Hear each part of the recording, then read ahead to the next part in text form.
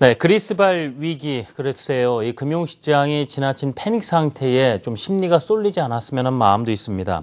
지금 유럽 증시는 물론이고 아시아 증시 급락한 상황입니다. 뉴욕 증시도 올 들어 가장 큰 폭으로 하락을 했습니다.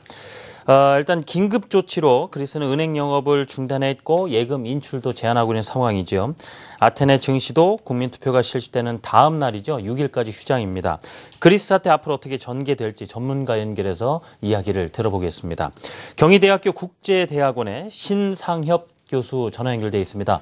교수님 안녕하십니까? 네, 안녕하세요. 네, 참 여러 가지 여쭙고 싶은 부분이 많은데요. 먼저 단도직입적으로 이 디폴트 여부에 대해서 여쭤봐야 되겠습니다.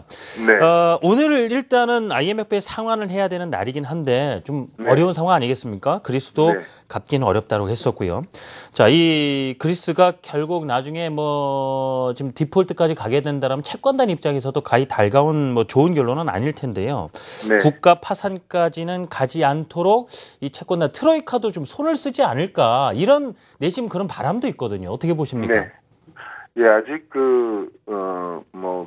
어떻게 될 것이다라고 하는 답을 드리기엔 조금 상황을 지켜봐야 될 것 같고요. 그렇지만, 현재 상황을 고려해 봤을 때 그 어느 때보다도 그 디폴트의 가능성은 높다라고 말씀을 드릴 수 있겠습니다. 근데, 우리가 잘 알다시피 이 디폴트로 갔을 때는 가장 큰 피해를 보는 게 그리스 국민들이고요. 또 그거 못지않게 아까 사회자께서 말씀하신 대로 그 트로이카 채권단에게도 큰 피해를 줄 수가 있고 더 나아가서는 세계 경제에 커다란 영향을 줄 수도 있는 상황이기 때문에 마지막 순간까지 아마 최선의 노력을 다할 거라고 생각합니다. 한 가지 강조드리고 싶은 것은 이제 지금 그 채권단이 가장 걱정하는 그 가장 큰 그 이유 중에 하나는 이게 그 그리스 사태가 그리스 사태만으로 끝날 확률보다는 만약에 상황이 나빠졌을 때는 스페인이나 포르투갈 심지어는 이태리에까지도 이 디폴트 상태로 파급 효과가 그쪽까지도 연결을 줄 수 있다. 다시 말씀드리면 이런 국가들까지도 디폴트 상태에 갈 수도 있다라는 그런 우려가 있기 때문에 아마 마지막 순간까지 그 채권단이나 또 그리스 정부 자체도 아마 이런 사태를 막기 위해서 노력할 것이라고 생각이 됩니다. 네, 그 디폴트 이야기가 나오면요. 자연스레 좀 네. 가능성이 높다고 하시니까 그렉시트 네. 얘기가 안 따라올 수가 없거든요. 네, 맞습니다. 지금 뭐 네. 미국 월가라든가 학계 거물들이 좀 각기 다른 좀 해법도 내놓고 있습니다. 뭐 네. 이 폴 크루먼 교수 같은 경우에는요. 차라리 네. 과감하게 정책 써서 그리스를 구하지 못할 바에는 차라리 그렉시트를 택하라 이런 조언을 하고 있고요. 네. 반면 월가의 전설이라고 하는 짐 로저스는 디폴트 이후에도 유로존에 남아서 재정비할 기회를 가져야 된다라고 조언을 하고 있습니다. 네. 어떻습니까? 이 그리스 국민 여론도 중요하겠고 유로존 국가들의 입장도 상당히 궁금하고요. 그렉시트 네네. 현실화될 가능성도 어떻게 보시는지도 안 여쭤볼 수가 없겠습니다. 네, 상당히 중요한 문제인데요. 네. 사회자께서 말씀하신 대로 그 유로존 그에 남기를 원하는 그리스 국민들의 생각이 얼마 전에 그 실시된 그 한 서베이에서 밝혀졌는데요. 그 많은 그리스인들이 67.8% 정도의 국민들이 유로존에 남기를 원한다라는 답을 했습니다.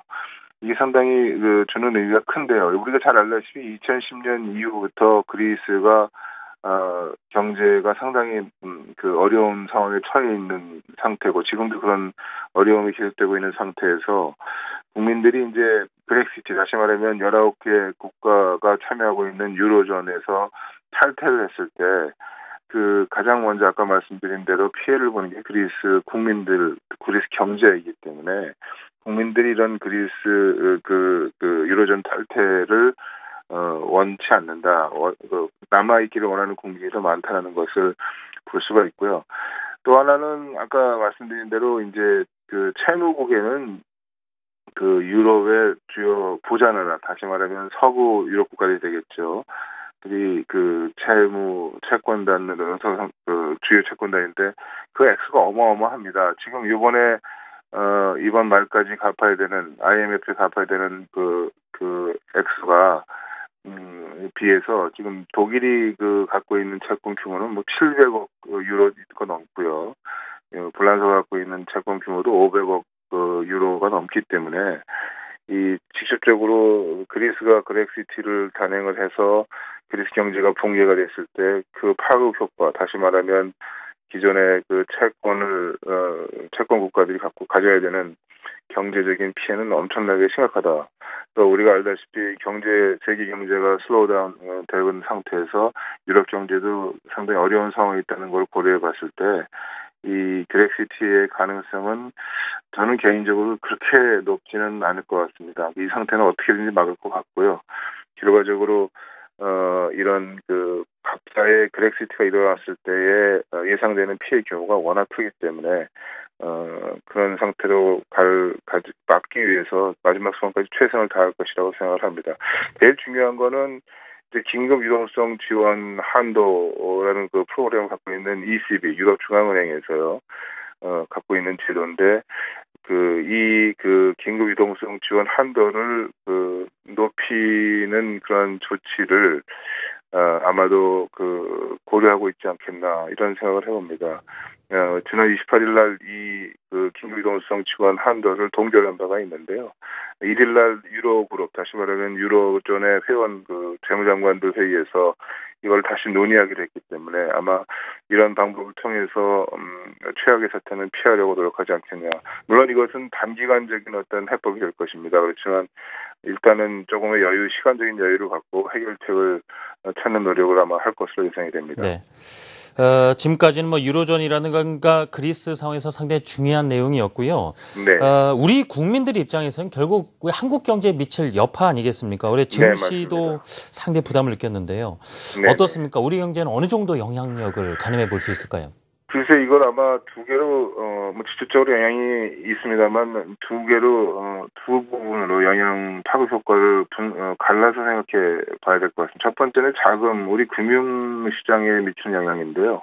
아마 여러분이 잘 아시다시피 이런 상황이 벌어지면은 위험성을 회피하고 자금의 변동성이 상당히 크다라고 우리는 예상을 합니다. 따라서 우리 정부에서 이미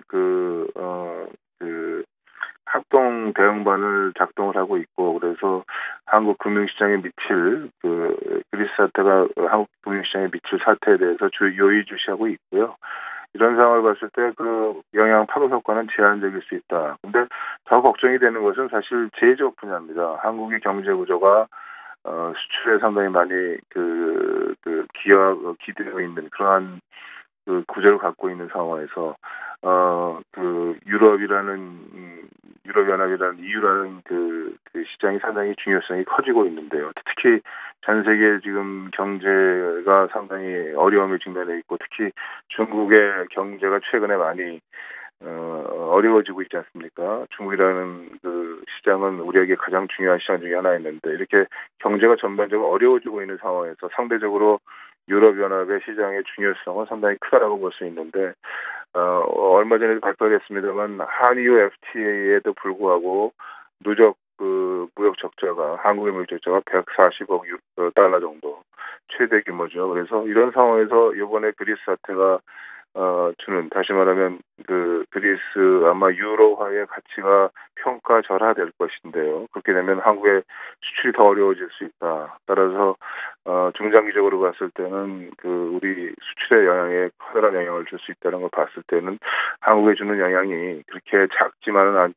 않겠는가라는 것을 조심스럽게 한번 제 우려를 말씀드리겠습니다.